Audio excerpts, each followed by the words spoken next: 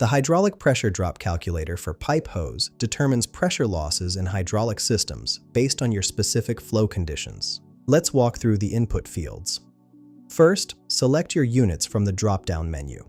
You can choose Imperial with PSI, GPM, and inches, or metric with bar, liters per minute, and millimeters. For this demonstration, I'm using Imperial units. Next, enter your flow rate in gallons per minute. Then input your pipe inner diameter in inches. Add your pipe length in feet.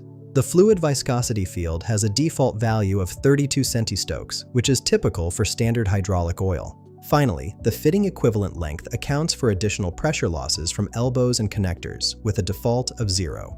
For our example, I'll input 10 GPM for flow rate, 10 inches for pipe inner diameter, 10 feet for pipe length. Keep the fluid viscosity at 32 and add 10 feet for fitting equivalent length. After clicking Calculate Pressure Drop, the results show a pressure drop of 0.00 psi, flow velocity of 0.04 feet per second, and Reynolds number of 99.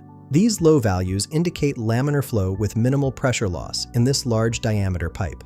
This calculator helps optimize your hydraulic system design. Find the link in the description below.